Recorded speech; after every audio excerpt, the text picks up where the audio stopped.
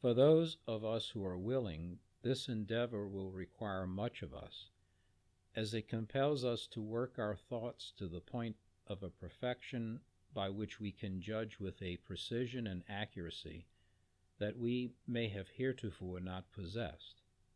If we are faithful to this end, we will not be the only beneficiaries, but all who are in our sphere of influence will equally benefit.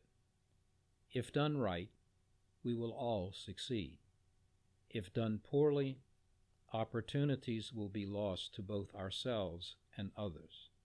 But as was said above, this endeavor will demand a skill at perseverance.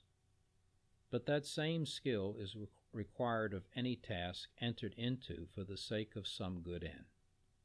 Even wicked men are often keenly aware that in order to achieve their goals, they must endure many hardships to overcome obstacles to their evil and destructive designs.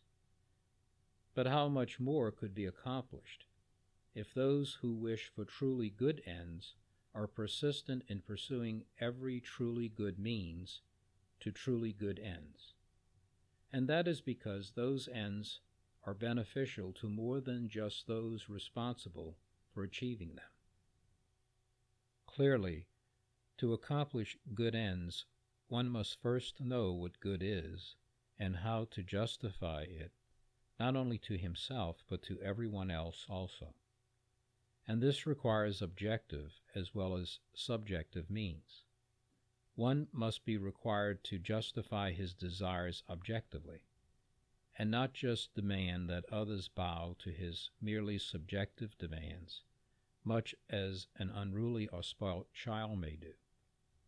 So these talks are meant to investigate and supply the groundwork for this most noble achievement.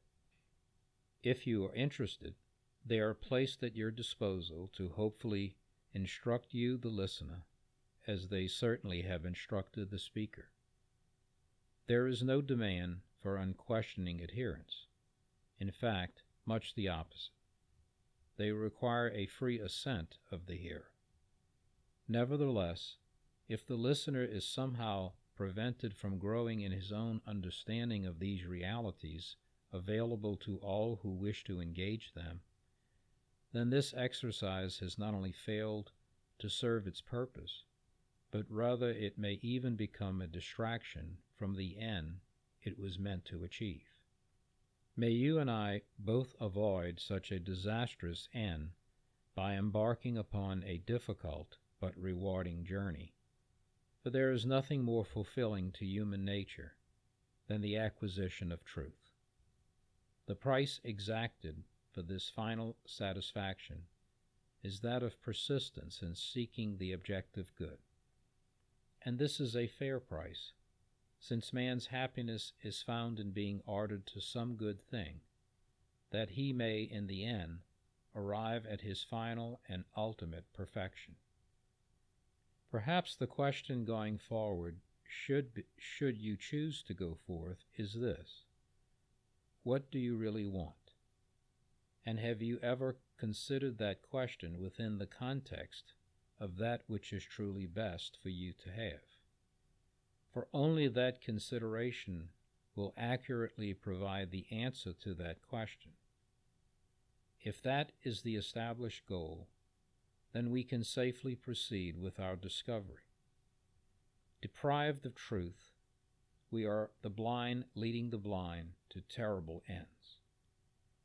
As time moves on in this darkness, we are drawn deeper into a seeming irreversible despair, so that our history is marked by irreconcilable conflict with ourselves and others.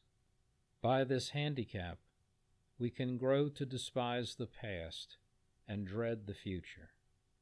In such a bleak state of mind, we may seek temporary distraction in trivial pursuits, and eventually desire oblivion to terminate the misery of abandonment.